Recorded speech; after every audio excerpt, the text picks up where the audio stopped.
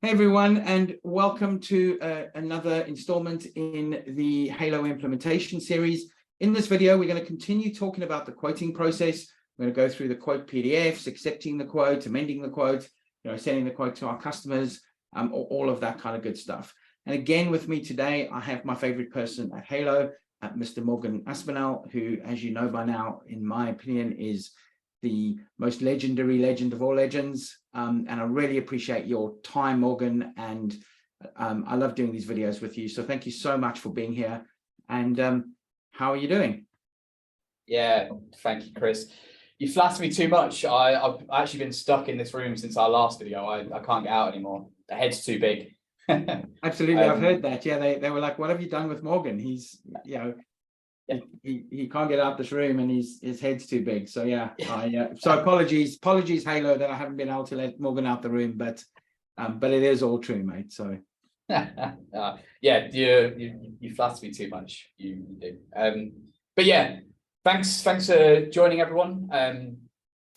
This is a direct follow-on from the previous session. So we just saw all of the options around raising our quotes, raising our proposals, and we saw some previous information as well about creating our opportunities, and we saw how the opportunities area and the opportunity configuration is very similar to our ticket configuration.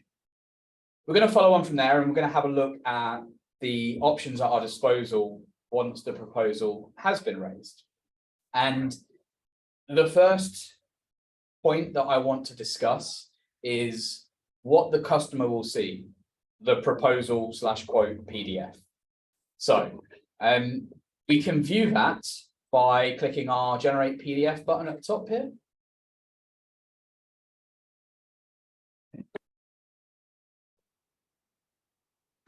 Going to download that for us. Now, everything that we see here is all configured within Halo, believe it or not, via configuration, quotations, where we have our quote PDF templates down here. Now, you can have as many of these different templates as you desire. We have a couple baked into the trials. I think there might be one or two extra ones in more recent trial editions that cover, quick quotes. Maybe you need to just sell someone a new hard drive, just a one-pager. Everything from that to our more formal proposal documents with, an executive summary, a statement of work, all of that stuff. Now, what I wanted to highlight here was the ability on our proposals to actually split the information out into different tables based on some specific criteria. Maybe we want to show different tables for our one-off lines and our recurring lines. And I'm not going to go into too much detail into the actual HTML of configuring these. I mean, that's a whole video series in and of itself. But yeah, in our Pages tab, this is where we actually edit all that HTML. This is something that, if you're in implementation, your consultant can assist with, or you can reach out to our support channel, and sort of depending on the scale of changes that need to be made, we either cover free of charge or would be chargeable work. But, the point to bear in mind is if you're not HTML savvy, don't worry too much. We have you covered. And I've also done other videos in the past talking about HTML editor, where you don't actually need to know HTML at all. It's more of a drag and drop to build these proposals out. Yeah. Chris, we might do a video on that once we've gone through our implementation series and come back to that and have a look at how we can create these types of proposals with our rich text editor as opposed to direct HTML. Yeah. And what I often do, I mean, so if anyone's interested in doesn't have any HTML skills, as Morgan said, I can help, they can help. What I tend to do with these kinds of things is I put them into, a third-party HTML designer, something like Dreamweaver or one of those that I find is a lot easier to work with. And I often put it into there because that gives you a lot more drag and drop capabilities. And then just simply copy the HTML code over the top. which I find works much better and much more effectively. So yeah, reach out to us, leave a comment below if you need my help, or if you want anything more advanced, then you know, I'll put you in touch with Morgan, and you guys can reach out to them and get some help from there. Absolutely. Yeah, so I was just saying there how we can split these tables out. There's links in the Academy to the specifics of splitting these tables out. For now, we'll just show the end result by changing our PDF template on the right-hand side here from our default template to our one-off and recurring with details. At which point, if I generate this,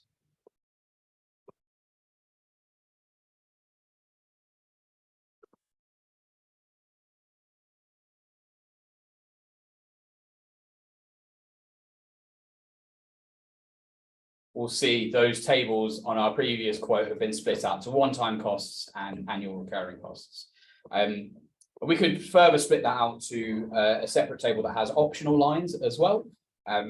Again, just know that it's possible. It's a little bit tricky to set up, and as Chris mentions, reach out to Chris or myself if you do need assistance on amending this. Yeah. So this is what the customer will see when they're reviewing that quote and, you know, signing off on it or not. And let's see how that is achieved. So from my quote, instead of just generating the PDF, what I'm going to do is I'm going to click send up here.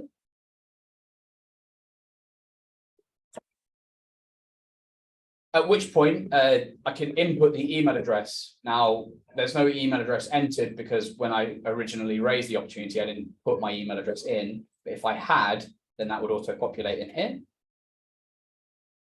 But we'll just add it in for now, and then we'll click send. And now, if we go back to our opportunity, we can see the action of sending the quote from the quote screen has actually updated our op in here, where we're using a stock default PDF template, email template configured in the trial that includes a link.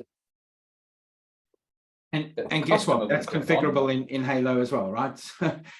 Just like everything else, the email templates are configurable as well. So yes, yeah, I think we did a video on that a few months ago now, but yeah, it's the quotation message email template. So you can change this to your heart's desire. I suppose the important point to note is that quotation message has our link in here.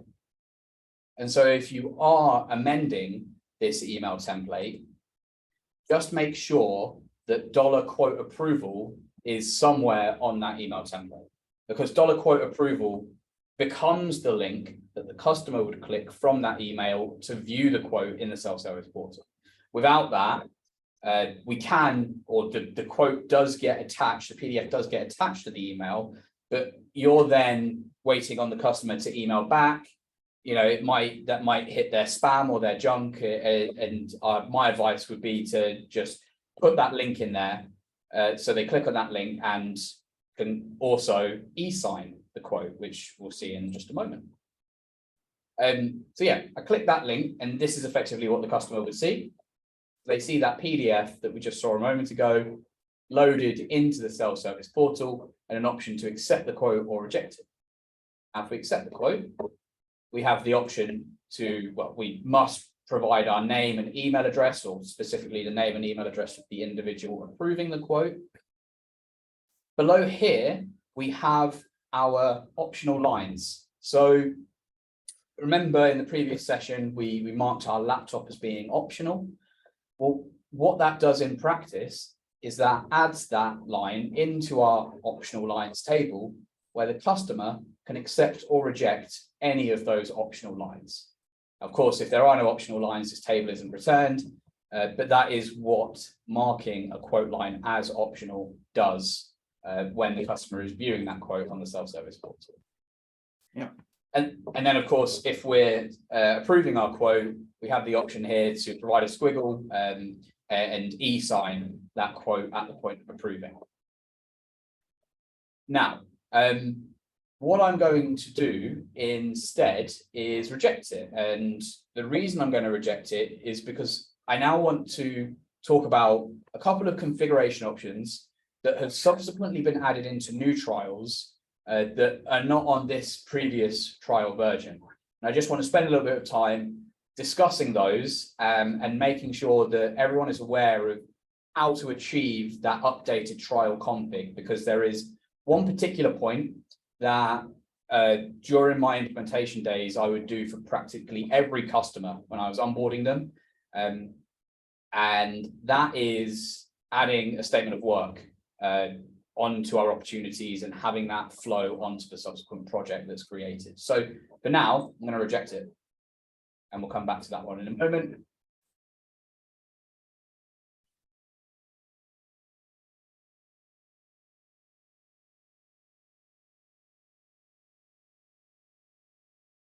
Submit that, and we'll see if we go back to our opportunity now.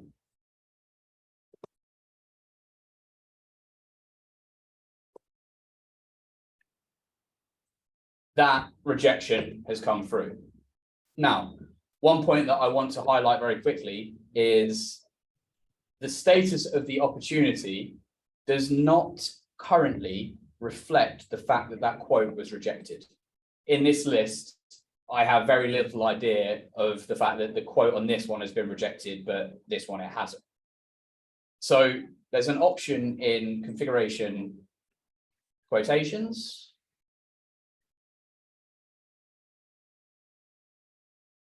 Where we can establish the ticket/opportunity status after the quote's been accepted, after the quote's been rejected, and if the quote expires after it's expired.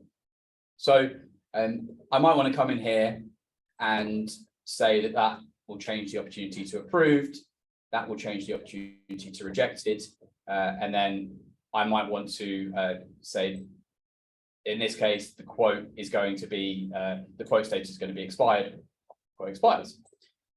Now, an important point to note when we're making changes to these is, again, the trial configuration restricts the available statuses on our opportunity types, by which I mean in the allowed values tab for our opportunity, not every status is allowed.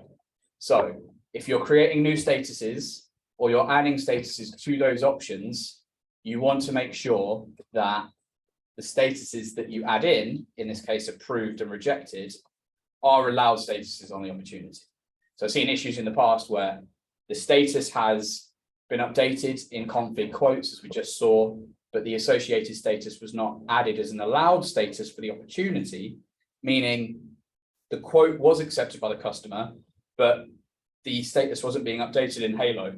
And so people were losing track of those quotes that have been approved. Now, again, updated trial configurations have those added in, but if you are creating new statuses that aren't in the trial, make sure they're added into the allowed status list, or make sure that all statuses are allowed. So that's a smaller point. And then, the statement of work. So people often ask about the ability of adding something onto the quote, adding something onto the opportunity, which is returned on the quote and also returned on the project. So the projects team know exactly what was sold at the point of the quote being approved. So yeah, there's no misalignment of scope there. And you'll find this in new trial configurations, but those of you that do not have the latest version of the trial, I want to highlight how that has been achieved in these new trial configs. So what we do is we create a custom field and we add the custom field to the opportunity, the quote, and the project. And we make sure that that custom field is copied to child tickets. So let's go ahead and go to configuration, custom objects, custom fields, and create a new custom field, call it statement of work. See, I've done this before.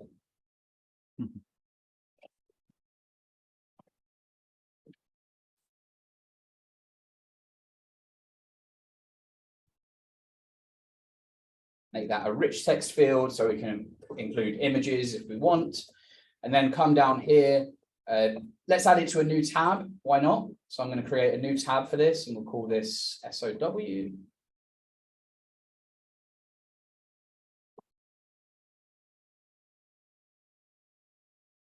And select that in my list. And we'll want to make sure that we copy values to child tickets.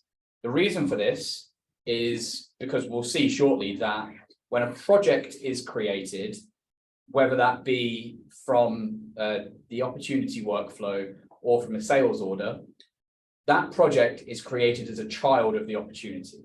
So by adding or by enabling this and adding this field to our opportunities, that means the information will also be added to the project when it's created. So copy values to child tickets, save that. Add that field to our project.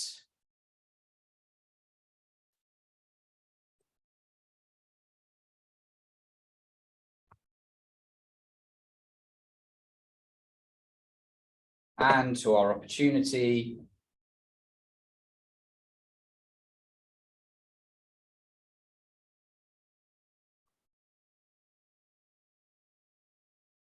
And then also in our quotation PDF,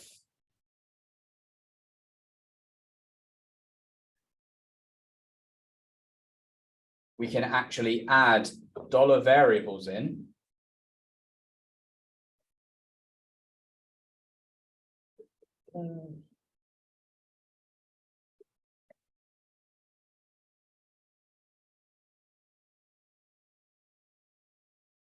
And what we'll find in a moment is the contents of the custom field added to the opportunity. When a quote is created from that opportunity, the contents of that custom field flows on to the quote/proposal PDF as well. Effectively allowing you to scope a project, return that on the proposal at the point of accepting it, and then have that go onto the project as well, which I think is quite neat. That's awesome. That's so good. I mean, yeah, being able to just kind of follow that through, so you're not having to manually copy it or, send a different link or something like that. So yeah, I think it's pretty cool. Cool. So let's go back to our op. We've now got that SOW tab. In here, we've got our statement of work. Plan it. Do it. Review it. Of course, you want your scope to be more thorough than that, but for time saving, we'll leave that as it is. Although I don't know, I've seen some people who have had their statement of work pretty much be that. Yeah, we're going to do the work. Well, okay. what are you worrying about, Mr. Customer? We're going to do it. Just never mind how we do it. It's going to be done, right? So it's going to be Just give us the money. Just come on. Give us the money and we'll do it. Yeah. Cool. So we've added that onto the op. We go back to our quote now. See if that's updated the proposal PDF. Let's preview it. Yeah, cool. What we'll do is we'll send it again. Notice how we've got big thumbs down here, denoting that the quote has been rejected by the customer. Yeah. So what we can do at this point, this is a noteworthy point here. What we can do here is we can actually review our quotes. So instead of just editing this quote and sending it back out, we can actually apply proposal or quote versioning from Halo. So we can see that 2242-1 has been rejected, and that might be rejected because why are you giving me 2 laptops? I don't want 2 laptops. So what we can do is we can review that quote, creating -2, and then we can edit this one. And maybe we don't want that in there. Yeah, if you want to make it optional. And then we can send this one off, allowing us to see those quotes that have failed, why they failed, what's been changed to get them over the line, allowing you to not have that back and forth next time things come around. Send that again.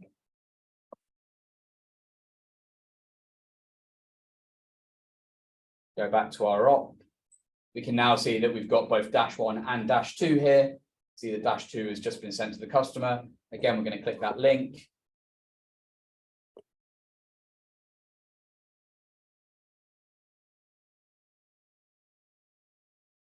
Where again, we're redirected to the self-service portal.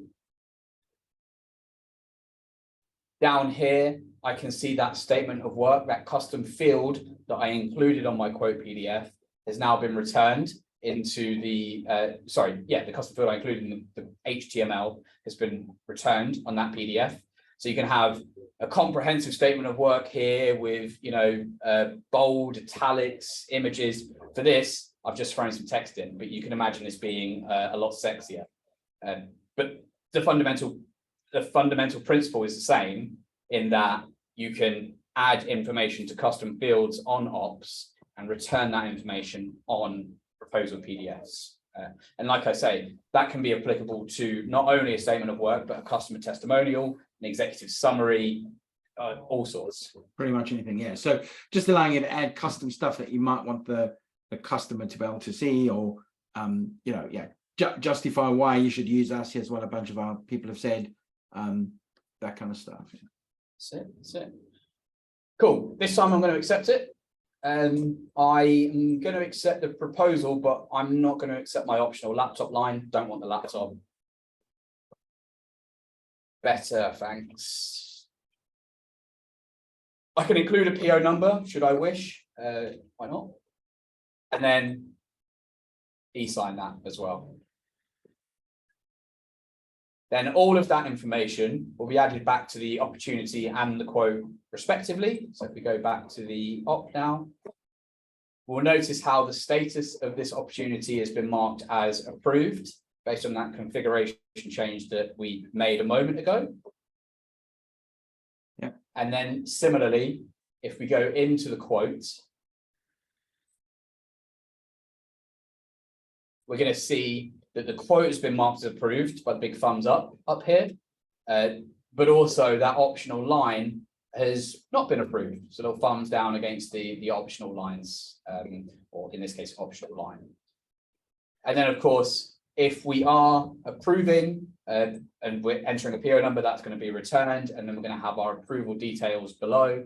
So you'll always have your approver name and date and notes. And then, of course, if we're accepting, we're going to have our signature here as well. So again, that's all tracked in the system. If there's any disputes at any point in the future, you've got the document that was sent to the customer and the signature from that customer saying, yeah, all good. So, all within the same tool, right? It goes back to that single pane of glass, but yeah, we won't go into that in this. Yeah, and this is really nice because you're not having to then do all of this through a third-party tool. You're not having to, or use a different e-signing, e-signing gateway of some kind, like DocuSign or one of those tools.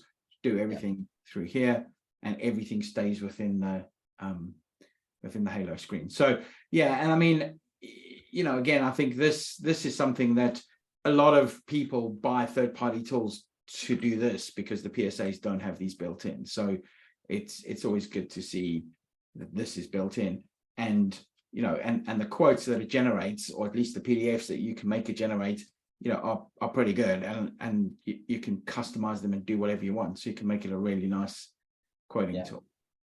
Yeah, it is really powerful.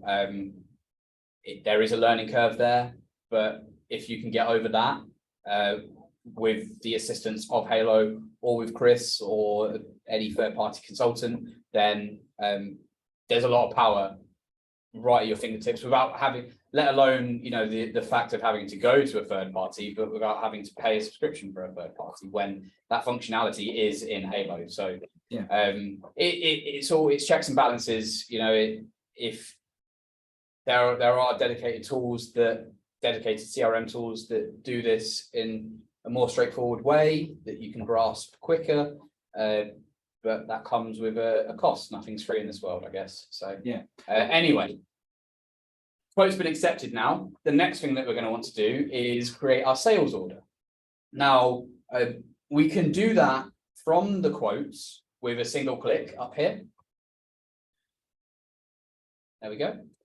Or more recently,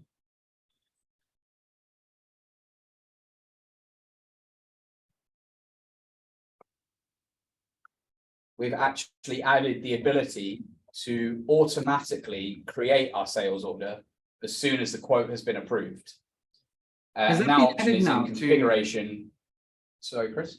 Sorry, has that been added? Because I know the last time we spoke, you said that was still in beta. Let's have a look. Automatically create sales order when quote is approved. Okay. So yeah, that's on this version. I don't think it's on the latest stable, but it should certainly be on the latest beta. Yeah. Okay. And so again, it's up to you how you want to work. If you want that final check from sales to actually go ahead and create the sales order for ops to pick up and handle, then leave this off.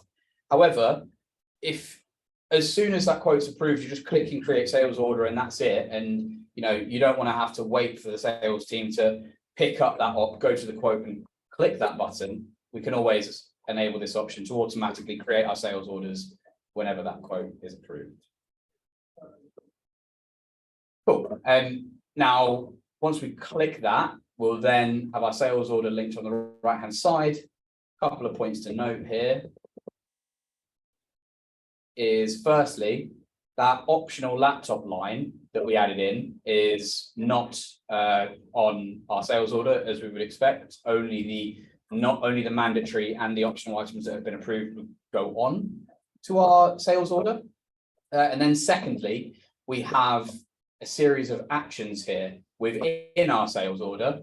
Again, to keep the video as short as possible, I'm only going to click the create project action, but we will come back and have a look at all of the different types of actions that are available on our sales orders.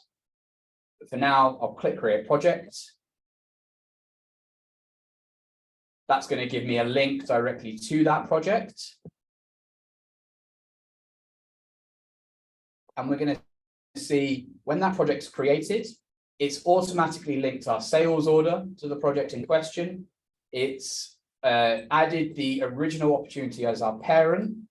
And as a result, our statement of work has been added directly onto the project as soon as it was created.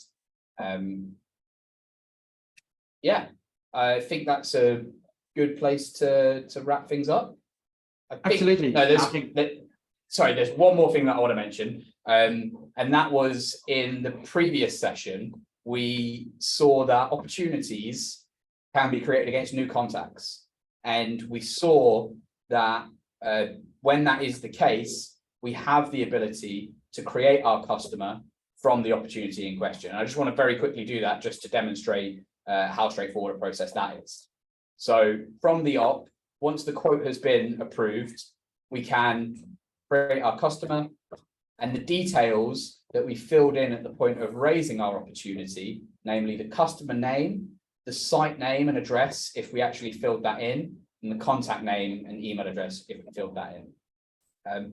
And those details will all be added in, and now we've created our customer. So again, that was 2 clicks, and that I think it's a good place to wrap up. And what I was going to say actually on that is I think that would be another good tick box for you to have that would say automatically create the customer when the opportunity is won or the quote is won, rather than you having to go back in and click that. Is to say, basically convert this to a customer as soon as we've created the sales order, or as soon as we've the opportunity's been won or something like that. I totally agree. I was thinking that as I was saying it, I was like, is this something that we've automated? Because if it's not, I agree. We should. Yeah, I don't think so. I haven't seen it anywhere in the system, and I don't think there's a way to automate it. But that would be a great tick box to have. So that's agreed.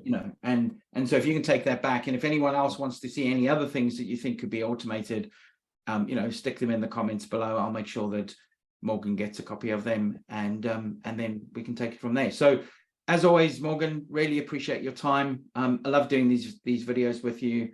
You're an absolute fountain of knowledge of this product. So again, that's another thing I'm going to make your head really big on. It's just exploding now. So I'll stop. But yeah, thank you so much, and I really appreciate it.